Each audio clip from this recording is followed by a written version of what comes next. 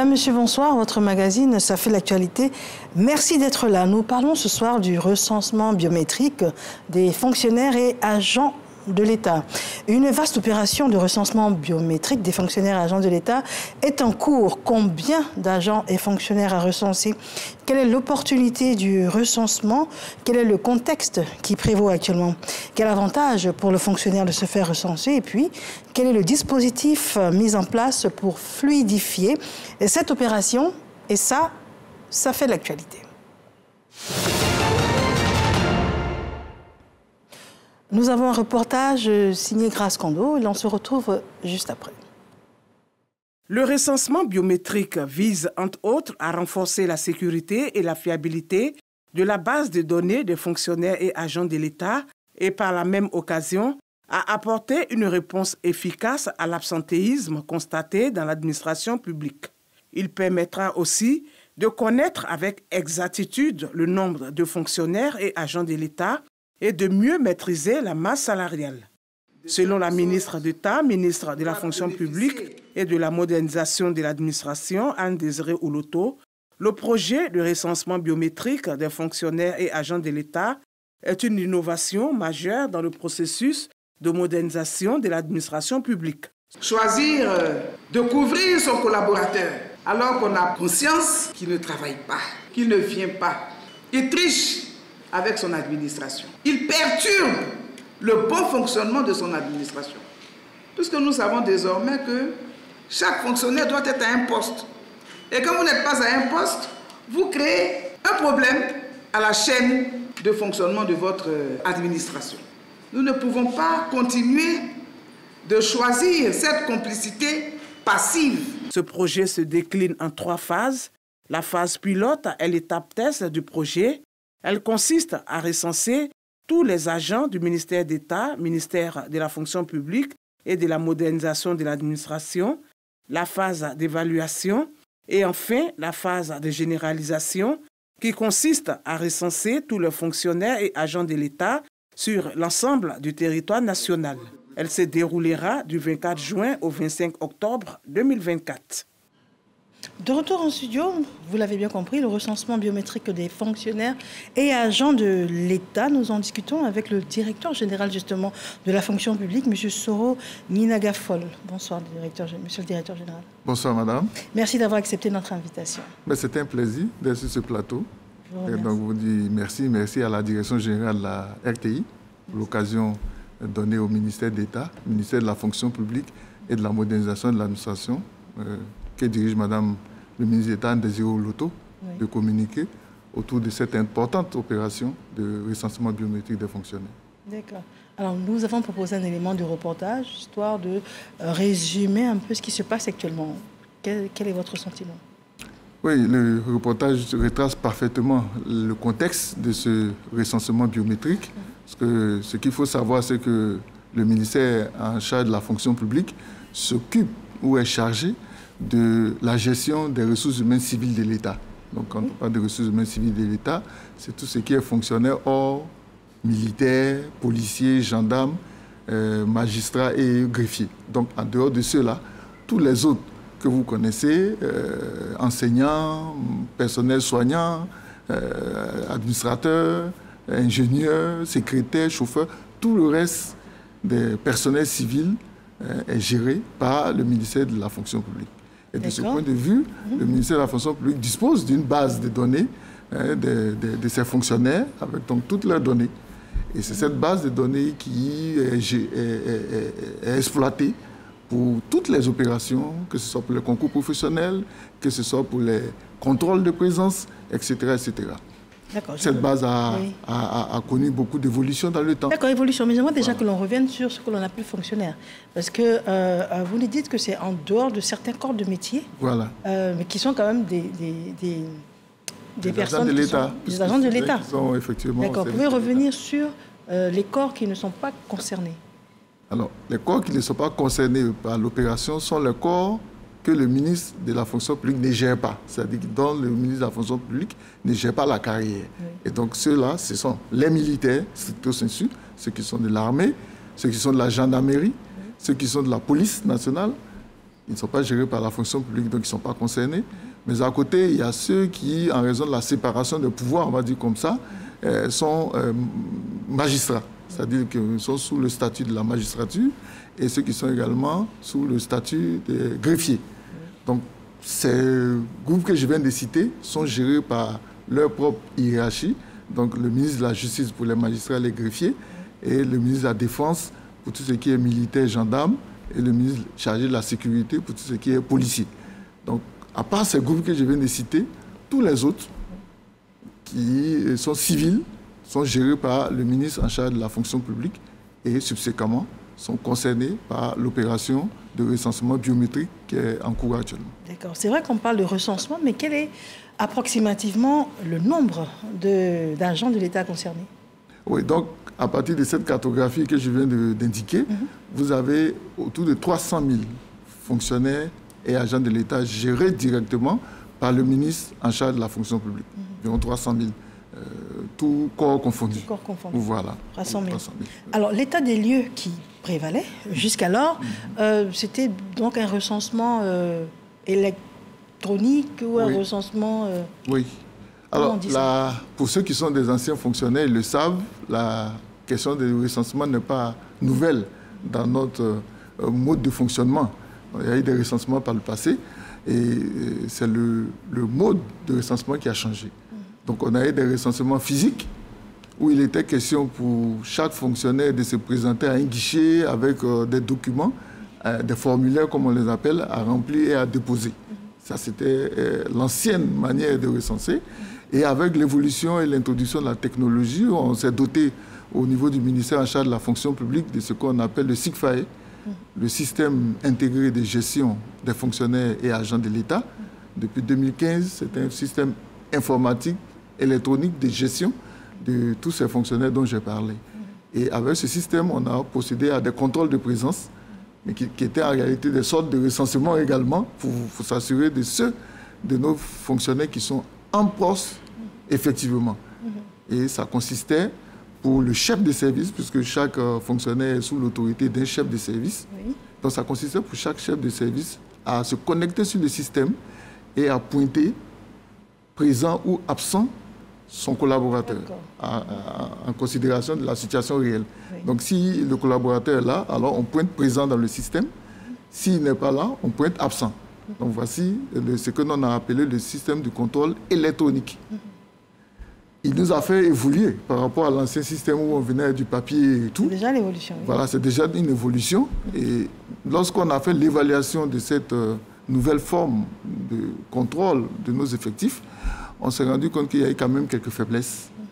Des faiblesses qui sont liées non pas à l'outil, parce que l'outil est bon, mais aux hommes qui sont chargés de l'animer et de renseigner les informations. C'est la raison pour laquelle Mme la ministre disait tout à l'heure que c'est dommage de couvrir. Vous avez bien compris dans l'intervention de Mme la ministre de l'État, son cri de cœur sur ces pratiques qui ne sont pas recommandables et qui consistent pour certaines personnes à protéger ou à couvrir leurs collaborateurs indélicats qui ne viennent pas au travail. Donc on s'est rendu compte qu'il fallait ajouter une dimension supplémentaire qui permettrait de mettre le fonctionnaire en face de la machine, si on peut dire comme ça. Et aujourd'hui, la seule technique ou la seule technologie connue qui fait que c'est l'individu lui-même qui doit attester de sa situation, c'est la biométrie, qui consiste à prendre un élément du corps humain pour des opérations. D'accord, on parle des empreintes digitales, par exemple. Oui, ça concerne la pupille aussi. Ça concerne le visage, ça concerne les yeux. Il y a beaucoup d'éléments, mais qui sont propres à l'individu. Donc impossible à falsifier. Voilà. Par définition. Par définition, impossible à falsifier, puisque c'est porté par un individu. Et ce qui est encore plus intéressant, c'est que c'est spécifique à chaque individu. Tout à fait. Donc même si on est des jumeaux, on n'a pas la même biométrie. Donc on ne pourra pas emprunter, prêter ou louer la biométrie à d'autres personnes. On sera obligé de faire soi-même l'opération. À ce stade, ce qu'on a bien compris, c'est l'évolution de la technologie et le fait qu'on s'en serve pour avoir un recensement réel. Mais en quoi est-ce que cela peut modifier le fait que certaines personnes puissent couvrir d'autres? En quoi est-ce que ça pourra modifier? Alors, ça, si vous voulez, c'est dans une seconde étape de l'approche. La première étape, celle que nous menons aujourd'hui, c'est d'avoir vraiment notre fichier totalement biométrique. De faire en sorte que l'ensemble des fonctionnaires soient enrôlés, effectivement, avec des données biométriques. Lorsqu'on aura fini cette opération, on aura effectivement un fichier qui est dorénavant biométrique. Ce qui va se passer, c'est que pour les prochains contrôles de présence au poste, on ne va plus demander à un chef de service de pointer X ou Y comme présent ou absent. Les équipes de contrôleurs vont se présenter dans les services avec des tablettes électroniques et c'est chaque agent qui viendra pointer de manière donc électronique, biométrique, parce qu'il devra porter l'index, enfin l'un des doigts, puisqu'on prend les 10 doigts, donc l'un des doigts pour attester qu'il est là et qu'il est effectivement au poste. De sorte qu'il n'y a plus d'intermédiaire, comme je le disais, entre la présence effective de l'agent et le système qui est chargé de recueillir les présences et les absences. Voilà comment on n'aura plus l'intervention de quelqu'un pour couvrir une absence ou une situation indélicate. Donc là, on comprend bien l'intérêt pour le gouvernement ce recensement biométrique. Mais quel est l'intérêt pour l'agent de l'État, le recensement biométrique? Oui, avant même de parler de l'intérêt pour l'agent, il y a un autre intérêt pour l'État, au-delà du contrôle de présence dont on a parlé là. Il y a le volet sécurisation et fiabilisation de nos fichiers. Parce que je vous ai dit que le fichier a évolué d'un fichier quasi manuel. On est passé à un fichier électronique. Mais le fichier électronique, il a montré quelques faiblesses. Des limites, notamment l'existence de doublons. Et puis l'existence d'un phénomène, mais ça c'est indépendant du système, de détournement d'identité. On appelle ça comme ça. Il s'agit donc de personnes qui prennent littéralement le contrôle de l'identité d'un fonctionnaire et qui fabriquent des documents pour se faire passer pour le fonctionnaire et souvent qui prennent le contrôle de leur salaire et qui disparaissent dans la nature. Et lorsque le vrai fonctionnaire se présente, on lui dit, mais vous avez déjà touché votre rappel. Il tombe des nues, il dit, non, c'est pas moi. Et lorsqu'on regarde, on se rend compte qu'effectivement, c'était du faux, mais qui a été falsifié effectivement par l'usage des technologies aujourd'hui qui permettent de faire beaucoup de montages qui ne sont pas toujours la vérité. Et voilà pourquoi aussi, on a mis la biométrie qui va venir sécuriser. Et donc, ça devient un avantage pour l'administration, mais c'est le premier avantage pour le fonctionnaire. Déjà, oui. Donc ça le protège. Mais juste par curiosité, ce genre de cas de figure, comment vous arrivez à le régler? La solution, quelle était? Le vrai fonctionnaire se présente, malheureusement son argent a déjà été remis à quelqu'un d'autre. Oui, on est obligé de saisir les autorités policières et donc de la justice également pour que les enquêtes se déroulent pour retrouver les personnes et tous les complices qui ont pu permettre une telle forfaiture. C'est la démarche qui est faite en de tels cas de figure. D'accord. Voilà. Il y avait des cas de décès également, ou les personnes décédées depuis? Oui, donc il y a tous ces cas aussi que vous connaissez, des personnes qui sont décédées, qu'on ne signale pas, qu'on essaie de couvrir pour que les ayants cause continuent de bénéficier du virement du salaire à tort, puisque le salaire, c'est la contrepartie du service. Donc si le fonctionnaire n'est plus en poste, même pour une raison de décès, on arrête le salaire, puisqu'il ne travaille plus.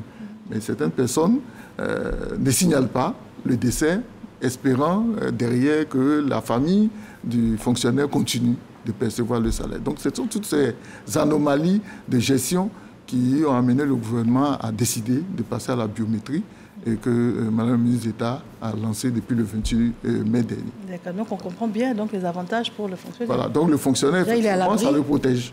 Ça le protège, ça protège son identité, ça protège sa carrière, pour ne pas que des personnes malveillantes puissent effectivement prendre le contrôle et faire des actions à l'encontre de leurs intérêts. Et je dois dire que, en plus de ces questions, c'est que nous travaillons sur cette opération en lien avec l'Office national de l'état civil et de l'identification, l'ONESI. Parce que c'est l'institution nationale qui est responsable de tout ce qui est biométrie.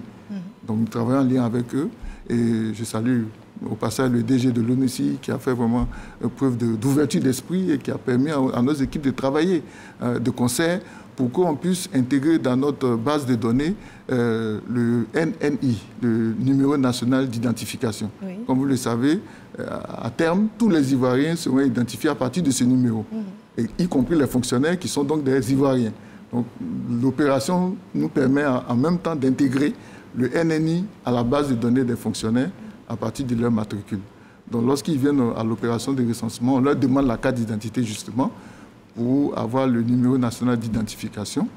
Et à cette occasion, comme vous parlez des avantages pour le fonctionnaire, ils auront l'occasion de s'assurer de l'existence des données conformes chez nous à la fonction publique et dans la base de l'ONESI.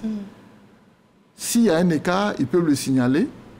Et s'il y a totalement une différence qui est très forte, parce que vous savez, dans nos pays, malheureusement, c'est une pratique qui avait cours des fois, l'empreinte d'identité, où certaines personnes ont utilisé l'extrait de naissance d'un cousin, d'un frère, pour faire les études. Et après, ce n'est pas leur vraie identité, malheureusement, c'est avec ça qu'ils ont eu les diplômes, etc. Et cette opération leur permet de pouvoir reprendre leur identité en allant à la justice pour avoir une ordonnance sur la nouvelle loi, la loi de 2018, qui permet de reprendre son identité et à partir de ce moment-là, de mettre à jour nos fichiers. Voilà. D'accord, on comprend bien que ça va être une opération sur toute l'étendue du territoire. Mais à ce stade, où est-ce que vous en êtes? Alors, on a séquencé l'opération en phase.